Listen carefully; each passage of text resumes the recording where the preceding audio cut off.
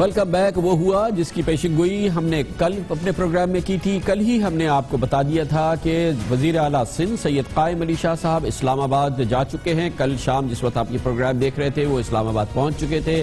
ہم نے آپ کو بتایا تھا کہ آج ان کی وزیر اعظم جناب نواز شریف سے ملاقات ہونے جا رہی ہے. اپنے ساتھ 2 رکنی وفد بھی سید قائم علی شاہ لے گئے ہیں اور ان کی خواہش یہ ہے کہ وفاق کو قائل کریں کہ سندھ اسمبلی کی وہ قرارداد جس کے ذریعے رینجرز کے خصوصی اختیارات کے حوالے سے چند شرائط لگائی گئی تھی, چند قدغن لگائی گئی تھی, وفاق ان کو قبول کرے اور وہ یہ قبولیت لے کے پاکستان کے اس سب سے بڑے شہر میں واپس آئیں سندھ کے دارالحکومت میں. لیکن ہم نے آپ کو بتا دیا تھا کہ ایسا نہیں ہوگا, اس بات کے امکانات صفر ہیں. سید قائم علی شاہ جس طرح سے خالی ہاتھ جائیں گے ویسے ہی خالی ہاتھ لوٹ کے آئیں گے اور ایسا ہی ہوا. اور جناب قائم علی شاہ کو آج وزیر اعظم جناب میاں محمد نواز شریف نے اپنی روایتی گرم جوشی سے وزیر اعظم ہاؤس میں ویلکم کیا.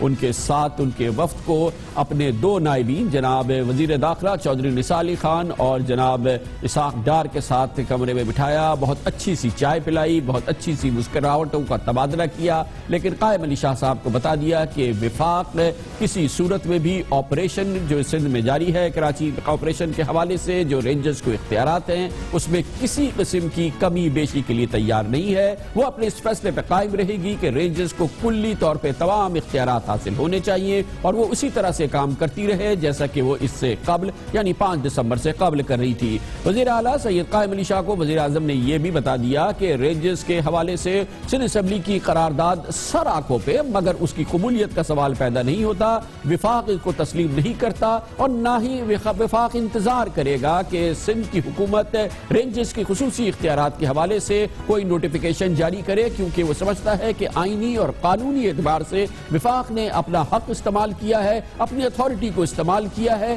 اور اس حوالے سے کسی قسم کی بات چیت کی مزید گنجائش نہیں ہے. کم از کم یہ تو ان سے کہہ دیا گیا کہ اگر آپ کو اس میں بات کرنی ہے تو آپ کو اپنے پسندیدہ وزیر داخلہ جناب چودھری نثار علی خان سے اس سلسلے میں بات چیت کرنی ہوگی. اور اس سلسلے میں وزیر اعظم جناب نواز شریف نے کہا کہ چودھری نثار علی خان صاحب سے آپ کو بات کرنی ہوگی اور جناب چودھری نثار علی خان صاحب 1 ہفتے میں کراچی آئیں گے اور وہاں پر پھر آپ سے بات چیت ہوگی. لیکن بات چیت ان مسائل پہ نہیں ہوگی, کسی بھی صورت میں کسی بھی قیمت پہ سندھ اسمبلی کی قرارداد رینجرز پہ پابندیوں کے حوالے سے قابل قبول نہیں ہوگی. اس کے علاوہ اگر آپ کوئی بات چیت کرنا چاہیں تو کر لیں. اور یہی پیغام جناب سید قائم علی شاہ لے کے واپس آئے اور اس کا اظہار انہوں نے کر دیا کہ جس طرح سے وہ گئے تھے اسی طرح سے واپس آئے ہیں. ان کی خواہش, ان کا مطالبہ, ان کا احتجاج وہ وفاق نے مسترد کر دیا ہے اور اب یہ بات کم از کم 2 مہینے کے لیے تو انہوں نے کہا کہ ٹل گئی ہے. دیکھیں یہ 60 دن کے لیے ہے, اگر وہ انہوں نے مانا تو بڑی اچھی بات ہے اور ماننا چاہیے, اگر نہیں تو پھر 60 دن کے بعد پھر یہ بات اٹھے گی اور پھر اس وقت تو ان کو ضرور بات تسلیم کرنی پڑے گی جیسے کرتے رہے ہیں کہ جی یہ آئین کے تحت ہے. اور آگے جا کے جو 120 دن ہو یا 80 دن ہو یا 60 دن ہو وہ اگر ہم کہیں گے تو ان کو پھر دینی پڑے گی. لیکن ایک اور بات جو جناب قائم علی شاہ نے کہی کہ وہ اس ملاقات کے دوران مرکزی شخصیت تھی وفاقی وزیر داخلہ چودھری نثار علی خان صاحب, اور چودھری نثار علی خان صاحب کے حوالے سے جناب قائم علی شاہ سندھ حکومت کے دوسرے وزراء, پاکستان پیپلز پارٹی کے دوسرے لوگوں کی رائے کسی سے چھپی نہیں ہے. وہ کسی بھی صورت میں پاکستان پیپلز پارٹی کی سندھ کے رہنماؤں کی وزیر اعلیٰ قائم علی شاہ کی پسندیدہ شخصیت نہیں ہے. اور مگر آج ان کی مرکزیت نمایاں ہوئی جو کہ شاید جناب قائم علی شاہ اور ان کے وفد کے لوگوں کو بہت زیادہ خوشگوار نہ گزری ہو. لیکن جو مرکزیت تھی جناب چودھری نثار علی خان کی اس پوری ملاقات کے دوران جو کہ تقریباً 1.25 گھنٹے 1.5 گھنٹے مختصر ملاقات تھی جاری رہی, اس کا اظہار خود جناب قائم علی شاہ نے آج وزیر اعظم ہاؤس سے نکلنے کے بعد کیا. چودھری صاحب چودھری صاحب چودھری صاحب چودھری صاحب چودھری صاحب چودھری صاحب چودھری صاحب چودھری صاحب چودھری صاحب چودھری صاحب پرائم منسٹر صاحب نے جیسا باتیں سب ان کی بات بھی سنی, چودھری صاحب کی بھی, اور انہوں نے چودھری صاحب کو کہا کہ آپ جائیں سندھ 1 ہفتے میں اور وہاں جا کے یہ سارٹ آؤٹ کر لیں ہمارے ساتھ. چودھری صاحب بھی تھے, ڈار صاحب بھی تھے.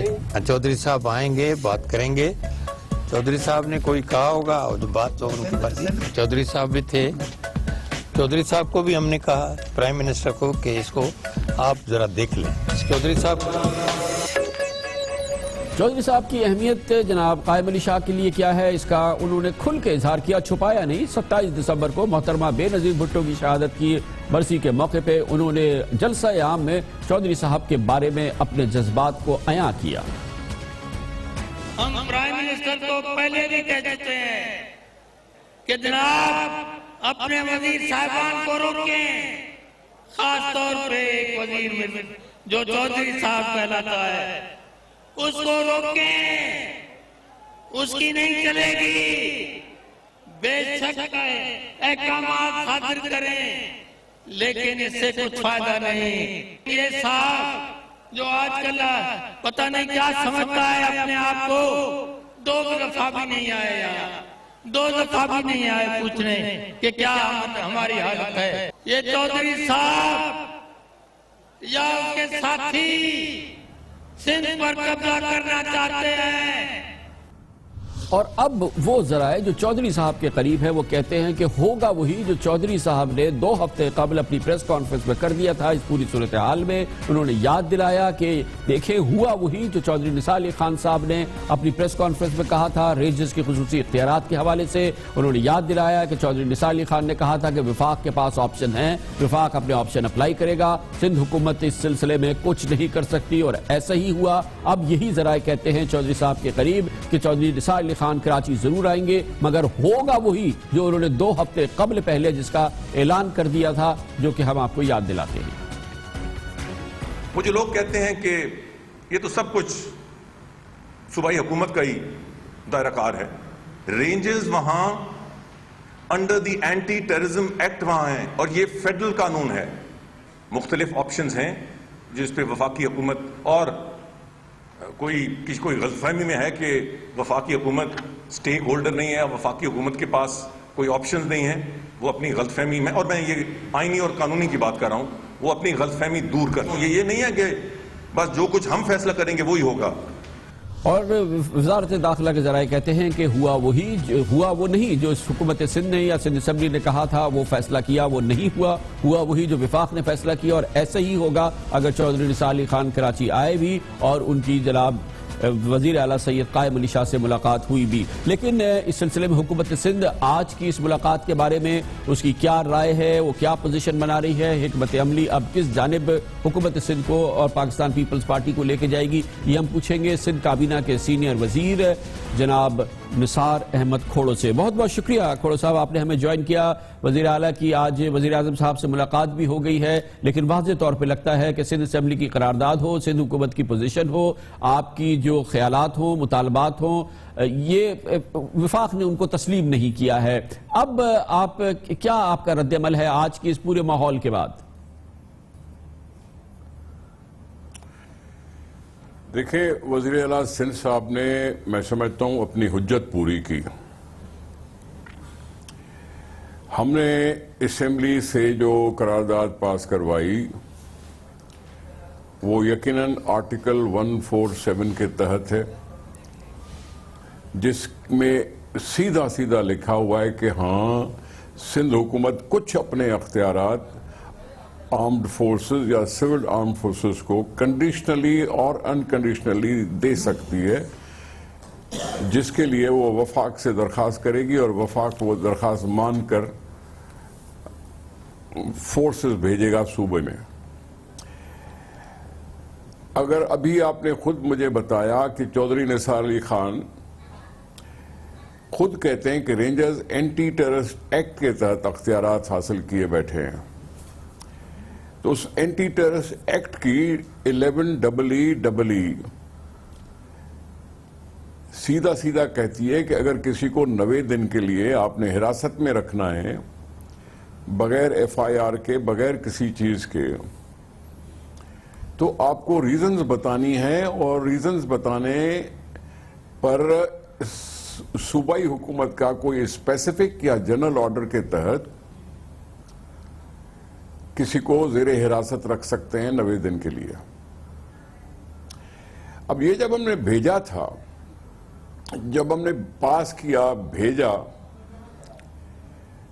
تو وفاقی حکومت نے اپنی ہٹ دھرمی دکھا کر انہوں نے اپنی مرضی کا نوٹیفیکیشن نکال دیا. اگر آج کی یہ جو بات چیت ہوئی ہے یہ پرائم منسٹر صاحب کو اس نوٹیفیکیشن نکالنے سے پہلے کرنی چاہیے تھی کہ پھر کوئی ایسی بات انا کا مسئلہ نہ بنتا. اب اگر چودھری صاحب نے انا کا مسئلہ بنا لیا ہے تو اس نے نوٹیفیکیشن نکال دی. طریقہ کیا تھا کہ جی ڈی نوٹیفائی ہو جائے وہ چیز، اور وہ کرنے پہ راضی ہوں گے نہیں، ہٹ درمی دکھائیں گے. یہ سلسلہ آپریشن کے زمرے میں تو آتا ہی نہیں ہے کیونکہ ہم نے آپریشن تو ختم تو کیا ہی نہیں. کھوڑا صاحب ایک سیدھا آپ کے پاس اس کا حل تھا نا کہ وفاقی حکومت کی پوزیشن کلیئر ہے، آج مزید کلیئر ہو گئی. آپ کہتے ہیں کہ بہت سیدھا جو شق ہے اس کے آپ گفتگو کر رہے ہیں، اسے آپ عدالت میں کیوں نہیں لے کے جاتے، وہاں پہ جا کے چیلنج کیوں نہیں کرتے اور عدالت سے اپنی پوزیشن کو کیوں نہیں تسلیم کراتے؟ کامران خان صاحب بات یہی تھی کہ ہاں جیسے انہوں نے آج نکالا ہے کہ جی میڈیا پر باتیں مت کرو، آپس میں بیٹھ کر باتیں چیتیں کرو، تو پھر یہ باتیں اس سے آج سے پہلے ہو جانی چاہیے تھی. جیسے وزیر اعظم چائنا سے واپس آئے تھے تب ہونی چاہیے تھی، یا چائنا جانے سے پہلے ہو جانی چاہیے تھی. جب پچھلی دفعہ ایپیکس کمیٹی میں یہاں آئے تھے ان کو بھی پتا تھا کہ رینجرز کا وہ جو ٹرم ہے وہ پورا ہوا چاہتا ہے، اس لحاظ سے ان کو جلد وہ میٹنگ کر کے اس مسئلے کو سارٹ آؤٹ کرنا تھا. لیکن وفاق نے جان بوجھ کر شاید یہ سارا کچھ کیا اور اسمبلی کی بے عزتی کرنا ان کو مقصود تھا. لیکن اب آپ کا تو عدالتی آپشن ہے نا آپ کے پاس. یہ بات بھی سامنے آ رہی ہے کہ آپ کے خود جو مشیران ہیں جو کہ ایڈوائزرز ہیں، قانونی مشیران، وہ آپ کو بتا رہے ہیں کہ شاید آپ کا کیس اتنا مضبوط نہیں ہے سپریم کورٹ میں، اور شاید اسی کی بنا پر آپ عدالت میں نہیں گئے اور آپ اسلام آباد گئے اور وہاں وزیر اعظم سے بات کی اور جو متوقع نتیجہ تھا وہ سامنے آیا. دیکھیں آپشنز سب ہوتے ہیں. ہم نے مناسب سمجھا کہ جو یہ کر رہے ہیں ان کو باور کرایا جائے اسمبلی کی اہمیت، کیونکہ یہ اسمبلیاں ہیں جو آئین میں ترامیم کرتی ہیں. یہ اینٹی ٹیررسٹ ایکٹ بھی اسمبلیوں نے ہی بنایا ہے، اور اسمبلی ہم سب سے پرائم منسٹر صاحب بھی اسمبلی کے سامنے جواب دیں، آئین کے سامنے جواب دیں. اگر وزیر اعلیٰ تو وزیر اعظم صاحب بھی آئین سے ماورا کام نہیں کر سکتے.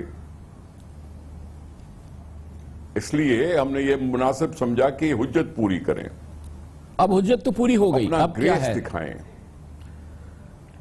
بات تو آج ہی ہوئی ہے نا سر، آج صبح کی بات ہوئی ہے،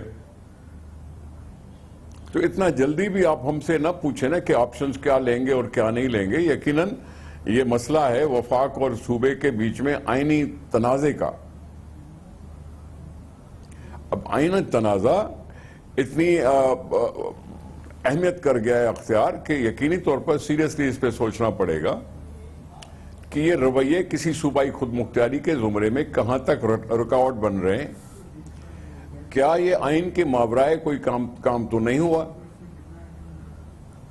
یہ بات اب میں پھر سے واضح کرنا چاہتا ہوں، کسی بھی صورت میں ہم نے آپریشن پر کوئی قدغن نہیں لگائی.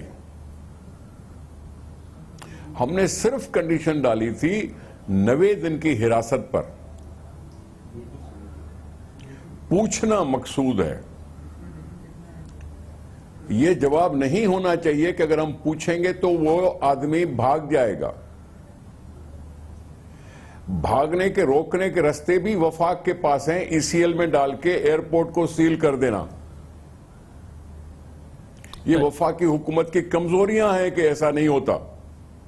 چلے آج آپ نے فرمایا کہ آج حجت تمام ہو گئی ہے، اور ابھی اس میں آپ لوگ اپنا ریاکشن بنا رہے ہیں, ہم اس کا انتظار کریں گے اور آپ سے دوبارہ اس بارے میں پوچھیں گے کہ کیا ریاکشن بن رہا ہے, کیا حکمت عملی بنتی ہے. ابھی ہم لیں گے کمرشل بریک اور اس کے بعد ذکر کریں گے پنجاب میں ہونے والے پولیس مقابلوں میں کل ایک وحشیانہ واقعہ ہوا تھا. اکاڑا کا واقعہ سامنے آیا تھا. وہ ملزمان جن کو گرفتار کیا گیا تھا ان کے ورثاء اب پہنچے تھے, انہوں نے اعلان کیا تھا کہ ان کے ورثاء کو گرفتار, ان کے رشتہ داروں کو گرفتار کیا گیا ہے, پولیس مقابلے میں مارے جانے والے ہیں. اور اس کے 1.5 گھنٹے بعد پولیس نے باقاعدہ ایک مقابلہ بتایا اور اس میں ان دونوں لوگوں کو ہلاک کر دیا. آج ان کی لاشیں بھی ان کے گھر والوں کو نہیں دی جا رہی تھی. بندھو ناک ایک دل خراش واقعہ ہے, اس پر ہم بات کریں گے کمرشل بریک کے بعد. Welcome back. پنجاب میں پولیس مقابلوں کو اب عالمی شہرت حاصل ہو گئی ہے, مگر کل جو واقعہ ہوا ہے وہ ان پولیس مقابلوں میں جو کہ اکثر بہت ہی زیادہ سوالیہ ہوتے ہیں, معترضہ ہوتے ہیں, متنازع ہوتے ہیں, اس میں ایک دل خراش باب کا اضافہ کر گیا. یہ واقعہ کچھ اس طرح سے ہوا کہ پرسوں رات کو تقریباً نصف شب کے قریب اکاڑا سے کچھ خواتین اور کچھ لوگ لاہور پہنچے. لاہور پریس کلب میں جا کے انہوں نے کہا کہ ان کے 2 بھائیوں کو, عامر اور پرویز کو, اکاڑا پولیس نے گرفتار کر لیا ہے اور ان کو بتایا گیا ہے کہ ان کو اب مقابلے میں ہلاک کیا جانے والا ہے. یہ ان کا کہنا تھا. یہ مظاہرہ ہوا. اس موقع پر ان میں سے ایک شخص کی بیوی نے باقاعدہ بتایا کہ کس انداز سے اس کے لوگوں کو گرفتار کیا گیا ہے. اس کو پولیس نے 2 ٹوک انداز میں اس کے پاس اطلاع آئی ہے کہ پولیس ان کو مقابلے میں ہلاک کرنے والی ہے. اس نے بہت منتیں کی, سماجتیں کی. اس نے کہا کہ اس بات کو میڈیا میں نشر کیا جائے, بتایا جائے, ہمارے عزیزوں کو ہلاک کیا جانے والا ہے. اور ہوا یہی تقریباً 1.5 گھنٹے بعد میڈیا کو ہی اکاڑا پولیس نے بتایا کہ 2 شخص جن پر مختلف سخت الزامات بتائے گئے, پولیس کے بقول انہوں نے بہت بڑے بڑے جرم کیے تھے, ان کا پولیس سے مقابلہ ہوا اور دونوں افراد ہلاک ہو گئے ہیں. پولیس نے یہ دعویٰ کیا. اس کے بعد آج صبح جب یہ لوگ جن کے بارے میں بتایا گیا, جنہوں نے پیشن گوئی کر دی تھی کہ ان کے عزیزوں کو ہلاک کیا جا رہا ہے, یہ خواتین جب لاشیں لینے پہنچی اپنے ان عزیزوں کی تو وہ لاشیں بھی ان کو نہیں دی گئی. اطلاعات کے مطابق ان کو سخت دہشت زدہ کیا گیا. ان میں سے کچھ لوگ لاہور ہائی کورٹ پہنچے. لاہور ہائی کورٹ نے حکم دیا کہ ان لوگوں کو ان کی لاشیں دی جائے, وہ بھی نہیں ہوا ہے. اور یہ صورتحال بگڑتی چلی جا رہی ہے اور ابھی تک اس صورتحال کے حوالے سے حکومت نے کوئی رد عمل کا اظہار نہیں کیا ہے. ہماری بھرپور کوشش تھی کہ حکومت پنجاب یا پنجاب پولیس ہمارے اس پروگرام میں شامل ہو اور اس وحشیانہ, مبینہ طور پہ وحشیانہ واقعے کے حوالے سے اپنی رائے کا, اپنی پوزیشن کا, اپنے ورژن کا اظہار کرے, مگر ہماری پوری کوششوں کے باوجود ایسا نہیں ہوا ہے. اور اب ہمارے ساتھ موجود ہیں 2 مبینہ ملزمان, عامر اور پرویز, جن کو کہ پولیس مقابلے میں ہلاک کیا گیا اور ان کی لاشیں ان کے ورثاء کو نہیں دی گئی اور ان کو بتائے بغیر اطلاع کے مطابق دفن بھی کر دیا گیا ہے. اس پر ہم بات کریں گے اور اس کے لیے اکاڑا جائیں گے, جہاں پر موجود ہیں عامر اور پرویز کی اہلیہ انیسہ بیگم. بہت بہت شکریہ. محترمہ, یہ فرمائیے گا کہ عامر اور پرویز کے ساتھ ہوا کیا تھا؟ جی, عامر اور پرویز, عامر کو 1 سال پہلے پکڑا ہوا تھا. کل تو وہ 28 تاریخ کو 12:30 بجے بلال اور پرویز کو لائے تھے, ساتھ عامر کو لائے تھے کہ اپنے بھائیوں کا گھر دکھاؤ. اور میں وہاں موقع پہ پہنچی تو میں نے منت و سماجت کی. پورا محلہ دیکھ کے حیران تھا کہ ان کو کیوں لے کر جا رہے ہو, یہ اشتہاری ہیں, یہ اشتہاری ہیں, آپ کوئی نہ بولو. میں نے پوچھا, میں نے کہا میرے بھائیوں کا کیا قصور ہے, انہیں آپ نہ زندہ لے کر جا رہے ہو, زندہ ہمیں دینا. کہتے شام کو آپ کے بھائیوں کی لاشیں دے دیں گے, آپ کے بھائیوں کی 4 بھائیوں کی لاشیں دے دیں گے. میں اسی وقت میں نے 15 پہ کال کی. میں نے ان کو کہا میرے بھائیوں کو لے کر جا رہے ہیں, آپ انہیں ٹریس کریں یہ کون ہے کون نہیں ہے. بعد میں نے دیکھا تو وہ اپنی گاڑی میں وحید جٹ انسپیکٹر بیٹھا ہوا تھا. کہتا رونے کے لیے اپنے گاؤں پہنچ جاؤ, تمہارے بھائیوں کی لاشیں تمہاری ماں کو میں دے دیتا ہوں. میں فوری چیف جسٹس کے پاس گئی. اس کے سیکٹری نے میں کال کرنے سے منع کر, اس نے کہ میں نہیں کال کر سکتا, آپ فوری جائیں, اپنے وکیل کو لائیں, میں ریٹ کروا دیتا ہوں. اس وقت مجھے وکیل کوئی بھی نہ ملا. پھر میں وہ چیف جسٹس کے سیکٹری نے کہا فوری اپنے علاقم تھانے میں جائیں. آرے بازار تھانہ میں گئی. پھر میں نادر آباد چوکی گئی. وہاں کے ایس ایچ او نے کہا میرے پاس طاہر وحید جٹ صبح 10 بجے گیا ہے, مجھے علم نہیں ہے کہ وہ آپ کے بھائیوں کو لے کر گیا. میں نے کہا وہ میرے بھائیوں کو کاؤنٹر کر دے گا, آپ کچھ کریں. میرے سامنے اس نے فون کیا, لیکن اس نے کہا کہ نہیں, وہ نہیں مان رہا, کچھ کر لیں, آپ کے بھائیوں کو انہوں نے مار دینا ہے. میں پھر میڈیا کے پاس گئی, میڈیا والوں نے میری بڑی مدد کی, انہوں نے فون کیا, لیکن کچھ نہ بنا, کچھ بھی نہ بنا. تو پھر ہوا کیا اس کے بعد؟ یہ ان کو بتایا گیا کہ مقابلے میں ہلاک کر دیے گئے. صبح آرڈر دیا. اس کے بعد ٹھیک 2 بجے کال آئی طاہر وحید جٹ کی. میری والدہ تھانے میں بیٹھی رہی. طاہر وحید جٹ قسمیں کھاتا رہا کہ نہیں بی بی, میں تمہارے بیٹوں کو نہیں ماروں گا, میں صبح زندہ تمہارے بیٹوں کو تمہارے.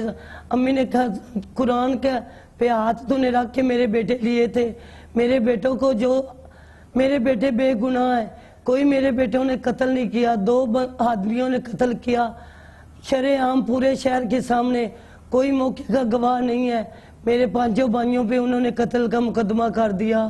5 تاریخ کو اس عورت نے بیان دینے تھے کہ ڈی پی او صاحب نے زبردستی مجھ سے بیان دلوائے ہیں کہ ان. تو یہ بتائیں کہ ان کے اپنے یہ عامر اور پرویز کو ہلاکت کی اطلاع پھر آپ تک کیسے پہنچی, کیسے بتایا گیا آپ کو؟ پھر طاہر وحید جٹ نے میری چھوٹی سسٹر کو فون, ادھر تھانے میں باہر وہ بیٹھی تھی تھانے کے باہر, کہتے فوری دپال پور آ جاؤ. دپال پور کے بعد وہ اکاڑا گئی. پھر وہ نہروں پہ بلا جہاں پہ انہوں نے مارا. امی جب اکاڑا پہنچی تو بھائیوں کے ہاتھ پاؤں باندھے ہوئے تھے, جلدی سے چادر انہوں نے ڈال دی. کہتے آپ کے بیٹوں کو ہم نے مار دیا, جاؤ جو کچھ کرنا ہے کر لو, جو کچھ کرنا ہے کر لو.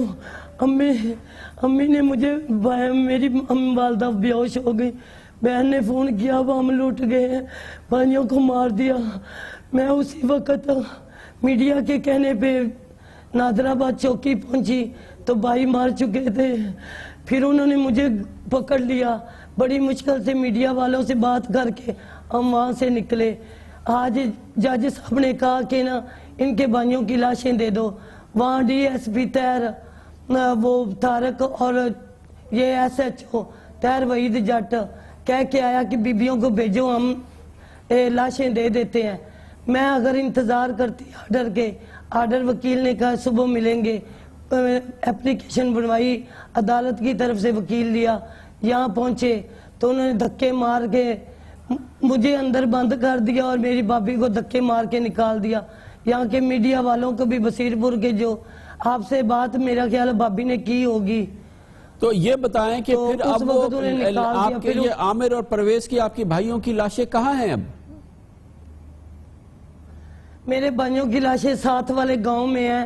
اب میرا وہاں پہ رات آدمی نے ہمیں بتایا کہ یہ نا ویسے دفنا رہے ہیں بغیر جنازے کے, بغیر کفن کے. کہتے ہیں یہ کتے ہیں, ان کو ہم نے مار دیا. میں اندر گئی جب اپنے بھائیوں کی لاشوں کے لیے, جو کہتا وہ کتے تھے, ملتی ہیں جو ڈھونڈو, پورے شہر کے نا قبرستان کھودو, وہاں پہ آپ کے بھائی ملیں گے. میں نے ہاتھ باندھے, مجھے مارنا شروع کر دیا, اس نے اندر بند کر دیا. بابی کو دھکے دے کے انہوں نے باہر نکال دیا. ریٹ واپس لو, لاشیں لینی ہے تو ریٹ واپس کرو. صبح ڈی پی او نہیں جائے گا, ہمارا ڈی پی او عدالت میں پیش نہیں ہوگا. بابی نے کہا یہ آپ کا معاملہ عدالت کے ساتھ ہے.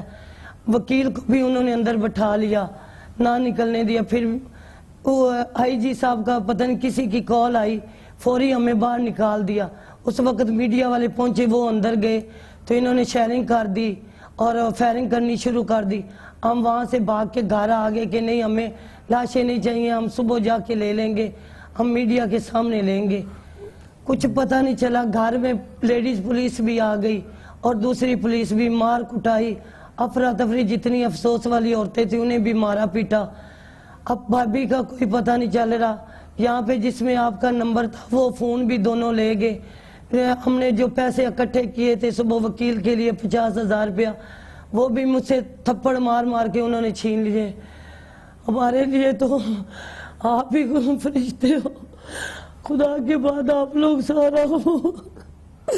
بہت بہت شکریہ بہن انیسہ بیگم. ہمارے ساتھی ہمشیرہ ہیں عامر اور پرویز کی. وہ واقعہ ہے دل خراش, رونگٹے کھڑے کر دینے والا. عدلیہ بھی دیکھ رہی ہے, پاکستان کے عوام بھی دیکھ رہے ہیں, وزیر اعلیٰ پنجاب شہباز شریف صاحب بھی دیکھیں, ضرور دیکھیں, وزیر اعظم بھی دیکھیں یہ کیا ہو رہا ہے, کس طرح کی صورتحال ہے, کس انداز سے ان دو لوگوں کو پکڑا گیا ہے, کس انداز سے ان کو رکھا گیا ہے, کیسے کھلے عام بتایا گیا ہے کہ ہم ان کو مار دیں گے, پھر مار دیا گیا ہے, پھر لاشیں نہیں دی گئی ہیں, پھر عدالت کا حکم ہے, لاہور ہائی کورٹ کا حکم تھا کہ ان کی لاشیں دی جائیں, وہ نہیں دی گیا ہے. یہ کیا کچھ ہے, یہ کیا ہوا ہے, انبیلیویبل یہ سچویشن ہے. کمرشل بریک اور اس کے بعد ذکر کریں گے عالمی منڈی میں گرتی ہوئی تیل کی قیمتیں. حکومت چاہے تو آنکھیں میچ کے کل کا دن ہے, کل ہی 10 روپے فی لیٹر تک پیٹرول اور ڈیزل کی قیمتوں میں کمی کر سکتی ہے, لوگوں کو ایک بہترین خبر دے سکتی ہے. اور یہ اس کو جیب سے کچھ نہیں دینا, یہ کوئی احسان نہیں ہوگا, یہ صرف وہ فائدہ ہے جو کہ حکومت خود اٹھا رہی ہے اگر وہ عوام کے ساتھ شیئر کرے. اس کے بارے میں بات کرتے ہیں کمرشل بریک کے بعد. Welcome back. کل جب پیٹرولیم مصنوعات کی قیمتوں میں کمی کا اعلان ہوگا تو حکومت پاکستان کے پاس اتنی آسانی ہے کہ وہ آنکھیں میچ کر پیٹرول اور ڈیزل مصنوعات کی قیمتوں میں کم از کم 10 روپے فی لیٹر بھی کم کر دے تو عوام پر اس کا کوئی احسان نہیں ہوگا. اس سال عالمی منڈی میں پیٹرولیم مصنوعات کی قیمتوں میں 40% کمی ہو چکی ہے, لیکن پاکستان میں پیٹرول کی قیمتوں میں صرف 3% کمی کی گئی ہے. جی ہاں, 40% کے مقابلے میں صرف 3% کمی ہے جو کہ پاکستانیوں کو دی گئی ہے حکومت کی جانب سے, اور باقی 37% اپنی جیب میں رکھا گیا ہے, اپنے خزانے میں اس کو ڈال لیا گیا ہے, عوام تک نہیں پہنچایا گیا ہے. جنوری 2015 میں عالمی منڈی میں خام تیل کی قیمت $60.7 فی بیرل تھی اور پاکستان میں پیٹرول اس وقت 78.8 روپے فی لیٹر تھا. اب عالمی منڈی میں تیل کی قیمت $36 فی بیرل تک پہنچ چکی ہے جو کہ 11 سال میں سب سے کم قیمت ہے, مگر پاکستان میں پیٹرول کی قیمت صرف 2.5 روپے لیٹر کم ہوئی ہے. پاکستان میں اس وقت پیٹرول 76 روپے 26 پیسے فی لیٹر اور ڈیزل 83 روپے 89 پیسے فی لیٹر فروخت کیا جا رہا ہے, جبکہ ایک بہت ہی محتاط اندازے کے مطابق ملک میں پیٹرول اس وقت 55 روپے لیٹر اور ڈیزل کم از کم 60 روپے لیٹر آسانی سے ہو سکتا ہے. بھارت میں اگست سے لے کر اب تک پیٹرول کی قیمتوں میں 6 بار کمی کی گئی ہے اور عوام کو فی لیٹر 12 روپے 36 پیسے کا فائدہ اب تک پہنچایا جا چکا ہے, جو پاکستانی روپوں میں تقریباً 20 روپے فی لیٹر بنتا ہے. یہ صورتحال جو ہے, اگر پیٹرول کی قیمت میں مزید 10 روپے فی لیٹر کم کر بھی دی جائے تو اس سے بے پناہ فائدہ ہوگا ایک غریب آدمی کو, ایک مڈل کلاس پاکستانی کو, ایک لوور مڈل کلاس پاکستانی کو, کیونکہ کل اگر یہ 10 روپے فی لیٹر قیمت کم کرتے ہیں تو روزانہ 2 لیٹر پیٹرول بھروانے والا موٹر سائیکل سوار کو ماہانہ 600 روپے کی بچت ہو جائے گی, جبکہ گاڑی میں ہفتہ وار 50 لیٹر پیٹرول ڈلوانے والے کو تقریباً ماہانہ 4000 روپے بچ جائیں گے, اور بسوں کے کرائے میں 2 روپے تک کی کمی ہو جائے گی. عام آدمی کی ماہانہ 240 روپے کی بہت ہی عام آدمی کی بچت ہو سکے گی. حکومت پاکستان کو پچھلے ماہ یعنی جولائی سے نومبر تک تیل کی امپورٹ پر $2.5 ارب یعنی تقریباً 262 ارب روپے اور بجلی کے لیے فنڈس آئل کی مد میں سبسڈی میں 600 ارب روپے کی آلریڈی بچت ہو چکی ہے. تقریباً 450 ارب روپے کا حکومت کو فائدہ ہو چکا ہے, یعنی پچھلے 5 مہینوں میں حکومت پاکستان کو 362 ارب روپے کی ایک خالصتاً لاٹری ہے جو کہ اس کو ملی ہے عالمی منڈی میں تیل کی قیمتوں کی کمی ہونے کی وجہ سے, اور تیل کی قیمتوں میں کمی کا فائدہ عوام کو بجلی کی سستی کرنے کی صورت میں بھی نہیں دیا گیا ہے.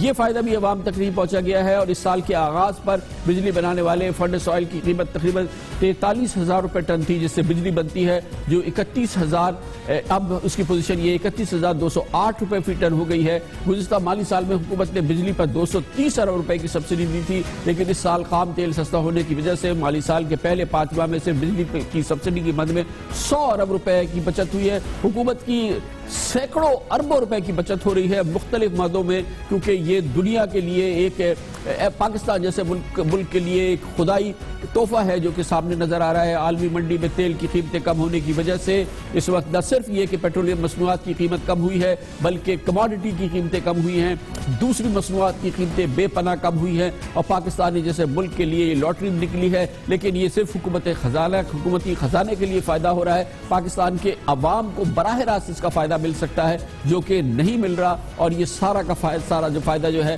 وہ حکومت اپنی جیب میں ڈال رہی ہے اور عوام دیکھتے رہ گئے ہیں. لیکن کیونکہ اس سال حکومت نے یہ فائدہ عوام تک نہیں پہنچایا, کل پھر وہ دن آئے گا جب نئی پیٹرولیم مصنوعات کی قیمتوں کا اعلان ہوگا. بہت آسانی سے حکومت چاہے تو کم از کم 10 روپے فی لیٹر پیٹرول اور ڈیزل کی قیمتوں میں اور دوسری مصنوعات کی قیمتوں میں حکومت کم کر سکتی ہے. ماہرین سے بھی پوچھ لیتے ہیں کیا وہ اس بات سے ایگری کریں گے. اس کے لیے ہمیں جوائن کیا ہے دو ماہر معاشیات, جناب ڈاکٹر عابد سلہری ہمارے ساتھ ہیں اور ڈاکٹر اشفاق حسن خان نے بھی ہمیں جوائن کیا ہے. پہلے ڈاکٹر صاحب آپ بتائیے گا کہ حکومت بآسانی, انتہائی آسانی سے, بغیر کسی بوجھ کے کتنی پیٹرولیم مصنوعات کی قیمتوں میں کل جب وہ اعلان کرے گی کتنی کمی کر سکتی ہے؟ دیکھیں, اس کا عام زبان میں اس کا جواب یہ ہے کہ جون 2014 میں انٹرنیشنل جو مارکیٹ میں جو پرائسز تھی وہ تقریباً $107-108 پر بیرل تھا. آج وہ گر کر $36 بیرل پہ آ گیا ہے. تقریباً 68% اس میں ڈکلائن ہے. اور جب یہ $107-108 پر بیرل عالمی منڈی میں قیمت تھی تو پاکستان میں پیٹرول کی قیمت $103-104 ہوا کرتے تھے فی لیٹر. تو اگر میں پیور پرسنٹیج کے حساب سے دیکھوں تو 68% کم ہو جانا چاہیے تھا اگر ہم سب پاس آن کرتے. لیکن چونکہ بہت سارے کیلکولیشن میں اس طریقے سے پرسنٹیج وائز کیلکولیشن نہیں ہوتا ہے, کچھ آئٹم جو ہے وہ فکسڈ ہوتے ہیں جیسے پیٹرولیم لیوی وغیرہ ہے. تو اگر عام پبلک کے زبان میں کہوں تو میں ایک ڈیزل کا ایگزامپل دیتا ہوں. سب سے زیادہ کنزمپشن پاکستان میں ڈیزل کا ہی ہے. یہ پیٹرول کے مقابلے میں 7 سے 8 گنا زیادہ کنزیوم ہوتا ہے. تو اس وقت $84 فی لیٹر ہے ڈیزل کی قیمت. اور باقی تمام چیزوں کو جس طریقے سے ہم کیلکولیشن کرتے ہیں وہ اگر رکھا جائے تو اس وقت ڈیزل کی قیمت $68 ہونی چاہیے تھی. یعنی کہ ہم $16 زیادہ پے کر رہے ہیں, اور یہ $16 جو ہے یہ فی لیٹر ٹیکس کی شکل میں حکومت لے رہی ہے. اس وقت پیٹرول کی قیمت تقریباً $74 ہے فی لیٹر ہے. یہ بھی اسی رینج میں ہوتا ہے, تقریباً $50 کے رینج میں ہوتا ہے میکسیمم. بہت شکریہ خالد صاحب. عابد سلہری صاحب, کیا حق بنتا ہے پاکستانیوں کا, جتنا بھی حکومت اس کا فائدہ اٹھا لے عالمی منڈی میں گرتی ہوئی تیل کی قیمتوں کو, لیکن کچھ تو حق پاکستانیوں کو بھی بنتا ہے. منیمم پیٹرولیم مصنوعات کی قیمتیں کل جب اناؤنسمنٹ کرے حکومت کیا ہونی چاہیے؟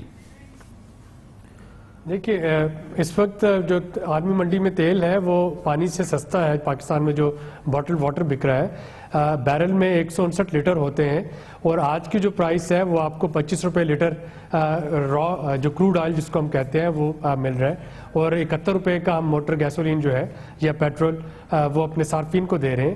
اگر اس کو ریئلسٹکلی پرائس کو کیلکولیٹ کیا جائے تو یہ پرائس $44-45 پر لیٹر سے زیادہ نہیں ہونی چاہیے. اور اس میں جو ہمارے پاس مارجن بنتا ہے, ایک تو ہیوی ٹیکسیشن ہے, دوسرا جو سیلز ٹیکس اس میں بڑھایا گیا 16 سے 20% اس پہ کر دیا گیا, اور تیسری چیز جو ریفائنری مارجن ہے وہ اتنا زیادہ ہے. ریفائنریز جو ہیں وہ سب کی سب پروفٹ میں اس وقت جا رہی ہیں. تو اگر ان چیزوں میں تھوڑی سی بھی کمی لائی جائے تو اس وقت جو تیل کی ریئلسٹک پرائس ہمارے پاس مارکیٹ میں ہونی چاہیے وہ $44 سے $45 پر لیٹر ہونی چاہیے. بہت بہت شکریہ جناب عابد سلہری. جناب ڈاکٹر اشفاق حسن خان, ایک ہمارے ماہر کہتے ہیں پیٹرول کی قیمت $50 فی لیٹر ہونی چاہیے, دوسری کہتے ہیں $45 فی لیٹر ہونی چاہیے.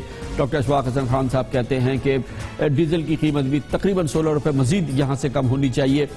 لیکن پاکستانی کم از کم کچھ نہیں, حکومت چاہے تو بہت آسانی سے پاکستانیوں کا حق بنتا ہے, غریب پاکستانیوں کا, مڈل کلاس پاکستانیوں کا, کہ کل حکومت پیٹرولیم مصنوعات کی قیمتوں میں کم از کم $10 فی لیٹر کمی کر دے. اس سے حکومت کے بوجھ خزانے پہ بھی کوئی بوجھ نہیں پڑے گا, اس کا فائدہ جو ہو رہا ہے وہ ہوتا رہے گا, تھوڑا سا کم ہوگا. لیتے ہیں کمرشل بریک اور اس کے بعد ذکر کرتے ہیں. وزارتیں اس وقت چل رہی ہیں مگر 12 وزارتیں ایسی ہیں جس کے وزیر ہیں لیکن کل وقتی سیکرٹریز ہی نہیں ہیں, اس لیے کہ ایک گورننس کا ایشو ہے. یہ واقعی ایک سیریس معاملہ ہے. وزارتیں بنا سیکرٹری, کل وقتی سیکرٹری, یہ کیسے کام کر رہی ہیں, یہ ہم بات کریں گے چھوٹے سے کمرشل بریک کے بعد. Welcome back. ہم کئی پروگرامز کر چکے ہیں اس حوالے سے کہ پاکستان میں کئی وزارتیں ایسی ہیں جن کے کل وقتی وزیر نہیں ہیں, لیکن اس سے بھی زیادہ سنگین بات یہ ہے جو کہ اس وقت سامنے آئی ہے کہ شاید اس وقت ملک کی تاریخ میں پہلی بار وفاقی حکومت کی 12 وزارتیں اور ڈویژنز ایسی ہیں جو مستقل سیکرٹریز کے بغیر کام کر رہی ہیں. یہ سیکرٹری ہونا اس لیے بہت ضروری ہے کہ حکومتی نظام کے اندر وفاقی سیکرٹری کا یا سیکرٹری کا ایک بہت اہم کردار ہوتا ہے. وہ بنیادی شخص ہوتا ہے, پرنسپل اکاؤنٹنگ آفیسر سمجھا جاتا ہے. وزارتیں اس شخص کی ہی قانونی اہمیت ہوتی ہے, یعنی کہ وفاقی سیکرٹری جو ہوتا ہے اس کی ایک کلیدی اہمیت ہوتی ہے, اور وفاقی سیکرٹری کا نہ ہونے کا مطلب یہ ہے کہ پوری وزارت اس سے متاثر ہوتی ہے. جن اہم وزارتوں کے ڈویژنز میں مستقل فیڈرل سیکرٹریز تعینات نہیں کیے گئے ان میں وزارت اطلاعات و نشریات, پانی و بجلی, ریونیو, اقتصادی راہداری کی نگراں وزارتیں بھی شامل ہیں, یعنی کہ جو CPEC China Pakistan economic corridor کے حوالے سے وزارتیں ہیں. سیکرٹری سطح کی تعیناتوں کے لیے فیڈرل سروسز رولز کے مطابق پروموشن بورڈ کا اجلاس ہر 6 ماہ بعد ہوتا ہے. پرائم منسٹر خود اس کو پریزائڈ کرتے ہیں. پروموشن بورڈ کے اجلاس میں سیکرٹری لیول کی ترقیاں اور تعیناتوں کا فیصلہ کیا جاتا ہے, اور یہ کیونکہ ہو نہیں پا رہا اس لیے حکومت کو مطلوبہ تعداد میں اعلیٰ ترین سطح پر افسران کی کمی کا سامنا ہے. لیکن سیکرٹریز کی تعیناتی کے لیے پروموشن بورڈ کا اجلاس اپنی مقررہ مدت سے 4 ماہ ہو چکی ہے, تاخیر کا شکار ہے اور وہ نہیں ہو پا رہا ہے. اس وقت صورتحال یہ ہے کہ وزارت اطلاعات و نشریات کے سیکرٹری کی ریٹائرمنٹ کے بعد اس کا چارج ایک سینئر آفیسر کو دیا گیا. وزارت پانی و بجلی کی سیکرٹری نرگس سیٹھی کے خلاف ایکشن کے بعد یونس ڈھاگا کو یہ چارج دیا گیا. وہ ایڈیشنل سیکرٹری کی حیثیت سے واٹر اینڈ پاور منسٹری کو دیکھ رہے ہیں. سی پیک یعنی پاک چائنا اقتصادی راہداری کے معاملات کو دیکھنے والے منصوبہ بندی ترقیاتی کمیشن کا اضافی چارج ایک ایڈیشنل سیکرٹری کے پاس ہے. اس کے علاوہ دیگر جو ڈویژنز کو مستقل سیکرٹری کے بغیر جو کام کر رہے ہیں ان میں ایویشن کے پاس مستقل سیکرٹری نہیں ہے, فیڈرل ایجوکیشن کے پاس نہیں ہے, ہیومن رائٹس کے پاس نہیں ہے, انفارمیشن ٹیکنالوجی کی منسٹری کے پاس کوئی فل ٹائم سیکرٹری نہیں ہے, پرائیویٹائزیشن کے پاس نہیں ہے, ریونیو کے پاس نہیں ہے, نارکوٹکس کے پاس نہیں ہے, اور منسٹری آف لا میں نہ کل وقتی وزیر ہے نہ کل وقتی سیکرٹری ہے, اور اسی طرح سے فرنٹیئر ڈویژن میں بھی کوئی کل وقتی سیکرٹری نہیں ہے. کتنی سنگین یہ صورتحال ہے اور اس کے کیا اثرات ہوں گے یہ ہم پوچھیں گے. ہمارے ساتھ موجود ہیں جناب انور محمود جو سابق وفاقی سیکرٹری ہیں. بہت بہت شکریہ انور محمود صاحب. آپ بتائیے گا کہ یہ جو ہم نے ابھی چیز اجاگر کی سامنے ہم لائے, اس میں فرمائیے گا یہ کتنا سیریس معاملہ ہے اور اس کے کیا کانسیکوینس ہوتے ہیں؟ یقیناً یہ بہت ہی تشویشناک صورتحال ہے جیسا آپ نے بیان فرمایا. مجھے خود بھی نہیں پتا تھا کہ 12 وزارتوں میں یہ صورتحال ہے. ظاہر ہے کہ اس پر کارکردگی متاثر ہوتی ہے چونکہ جو کل وقتی نہیں ہوتے افسران اور قائم مقام ہوتے ہیں ان کے اندر جو فیصلہ کرنے کی وہ قوت وہ اہلیت ظاہر نہیں ہوتی ہے, چونکہ ان کے اندر ایک ہچکچاہٹ ہوتی ہے, ان کے اندر وہ اعتماد نہیں ہوتا, سیلف کانفیڈنس نہیں ہوتا. تو اس کی وجہ سے ظاہر ہے کہ پھر حکومت کی کارکردگی پر بھی اثر ہوتا ہے, اور حکومت کی کارکردگی پر اثر ہوتا ہے تو ظاہر ہے ملک پر بھی اس کا اثر ہوتا ہے. تو میں سمجھتا ہوں یہ ایک تشویشناک بات ہے. عین ممکن ہے کہ وزیر اعظم کو بھی اس طرح سے نہیں مطلع کیا گیا ہو کہ اتنی ساری وزارتوں میں یہ صورتحال ہے. اچھا یہ بتائیے گا کہ اس کے لیے ضروری ہے کہ وقت پہ پروموشنز ہوں اور میرٹ پہ اور اہلیت کی بنیاد پہ پروموشنز ہوں, اور اس لیول کی جو پروموشنز ہوتی ہیں جب آپ فیڈرل سیکرٹری کے گریڈ پہ پروموٹ ہوتے ہیں تو یہ اختیار جو ہے یہ وزیر اعظم کے پاس ہی ہوتا ہے نا, وہ اپنے اختیار کو استعمال کرتے ہیں. جی بالکل ان کی ثوابدید پر ہوتا ہے, اور میرٹ اور ظاہر سینیورٹی یہ امپورٹنٹ ہوتے ہیں. لیکن کچھ سال پہلے سپریم کورٹ نے ایک فیصلہ کیا کہ اس میں انہوں نے کہا کہ نہیں اس طرح سے ثوابدید نہیں ہوگا بلکہ اس کے اوپر آپ کو فل جسٹیفیکیشن وغیرہ دینی ہوگی. لیکن جو بھی ہے بہرحال وزیر اعظم کی ثوابدید ہے اور ہونے بھی چاہیے چونکہ اس لیول پہ ان کی کانفیڈنس اور اعتماد کے افسران کو ہی لگنا چاہیے. لیکن بہرحال جسے بھی لگنا چاہیے وہ اس کا اہل ہو اور اس سینئر انف ہو اور جلد از جلد اس کو لگانا تو بڑا یہ ضروری ہے. فیصلے یقیناً فل ٹائم یہ حکومت سیکرٹریز کی نہ ہونے کی کارکردگی وجہ اتنی سے اچھی. تعطل کا اور تساہل کا شکار رہتے ہیں. جی بالکل, چونکہ دیکھیں نا پھر وہ جو پہلے رولز آف بزنس میں تھا کہ اگر یہاں تک ہے کہ اگر سیکرٹری اور منسٹر اگر کسی چیز میں اتفاق نہیں کرتا سیکرٹری سے تو پھر وہ معاملہ وزیر اعظم کو ریفر ہوتا ہے. تو اتنی اہمیت ہے سیکرٹری کی, تو اس لیے کل وقتی سیکرٹری کا ہونا بڑا ضروری ہے. بہت بہت شکریہ جناب انور محمود ہمارے ساتھ تھے. اس کے ساتھ ہی ہمارے آج کے پروگرام کا اختتام ہوتا ہے. کل آپ سے پھر ملاقات ہوگی. کل تک کے لیے کامران خان کو اجازت. اللہ حافظ. ناصر.